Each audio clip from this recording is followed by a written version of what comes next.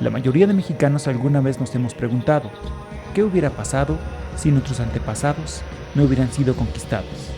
A ciencia cierta, jamás lo sabremos, pero lo que sí podemos hacer es recrear cómo sería nuestra vida actualmente si se aplicaran las premisas de gobierno de aquellas épocas, y en especial las de Nezahualcóyotl, el ejemplo de gobernante sabio, valiente y justo. Así que quédate en este video y te sorprenderás gratamente de conocer tantas cosas que podrían mejorar en tu vida y en la mía si Nezahualcóyotl gobernara el México actual. Nezahualcóyotl fue el sabio soberano de Texcoco, que era parte de la confederación de la Triple Alianza del Valle de México, conformada por las ciudades de México Tenochtitlan, Tlacopan y Texcoco. Su vida fue fascinante, digna de contar, porque no siempre fue soberano, ya que a los 16 años su reino fue conquistado por los tepanecas, y él, junto con su familia, se vieron obligados a escapar. Pero la fascinante historia de su vida y de cómo logró regresar al trono la contaremos en otro video. Nezahualcóyotl fue hijo del rey chichimeca de Texcoco, Iztizolchitlo, que significa flor de pita, y de la princesa mexica Maclaltzihuatzin, hija del rey azteca Huitzilohuitl, segundo señor de Tenochtitlan. Al nacer, le fue impuesto el nombre de Acolmiztli, o Puma Fuerte, pero las tristes circunstancias que rodearon su adolescencia hicieron que cambiara su nombre por el de Nezahualcóyotl, que significa coyote hambriento o coyote en ayuno. El joven príncipe recibió una educación muy completa, dirigida a permitirle gobernar a su pueblo con valentía y sabiduría, y una vez que hubo recuperado el trono, demostró toda su sapiencia en el campo de las ciencias, las artes y la literatura.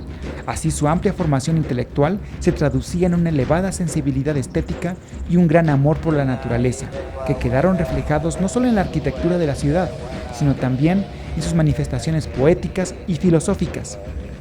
Todo este conocimiento, sumado a su experiencia como guerrero y haber vivido en carne propia los horrores de la guerra, dieron como resultado que promulgara más de 80 leyes para garantizar la lealtad al Estado, la estabilidad y el orden social.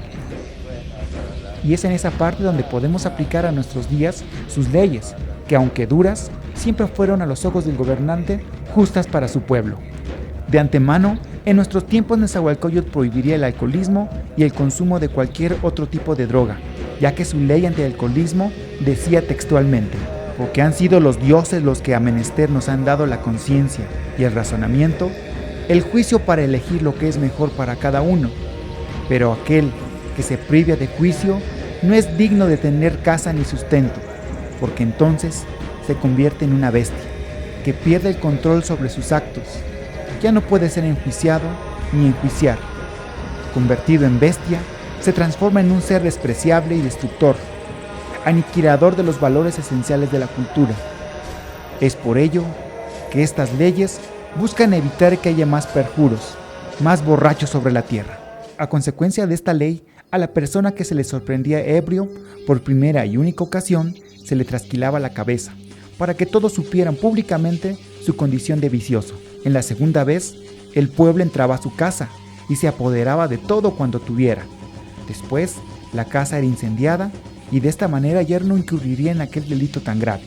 Sin embargo, si el borracho era sorprendido por tercera vez, era conducido hacia el verdugo y sin más ni más, se le decapitaba.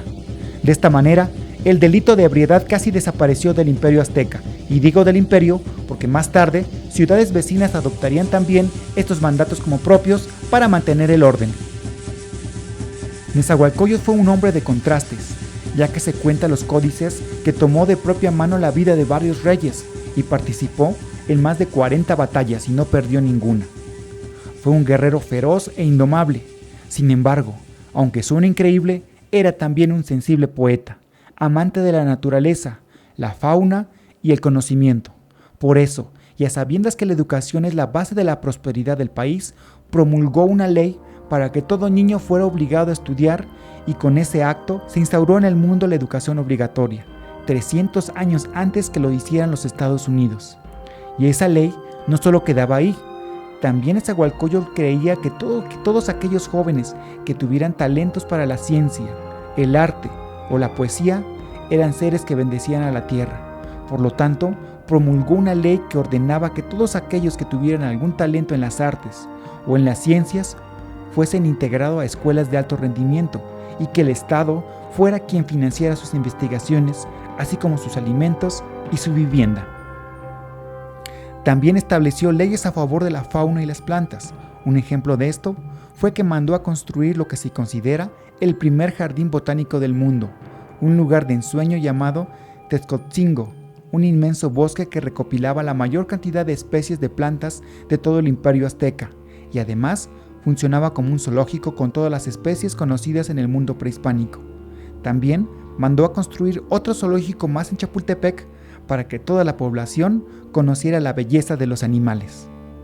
En respecto a las leyes de delitos y faltas en general, se dice que él mismo dio el ejemplo cuando a uno de sus 43 hijos lo mandó a ejecutar por soberbio, rebelde y peleonero.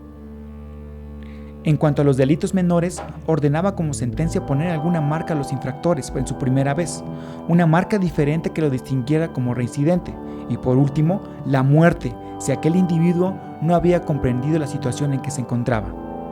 Además, promulgó leyes de estética en las construcciones, ya que como buen amante de la arquitectura, ordenó pintar con cal y sal todas las fachadas de estas, y cualquier suciedad, imperfección o mancha era sancionado con multas altísimas. Además, promulgó leyes estrictas en comportamiento a público en general y a funcionarios de alto nivel.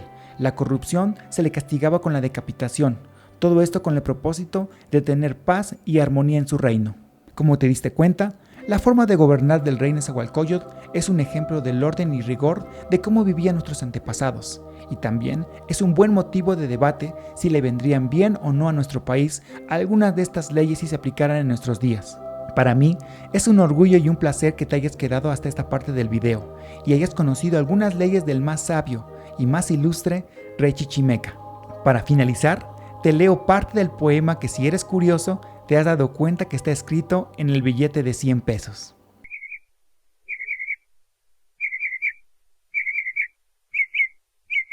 Amo el canto del cenzontli, pájaro de las 400 voces. Amo el color del jade y el enervante perfume de las flores, pero amo más a mi hermano el hombre.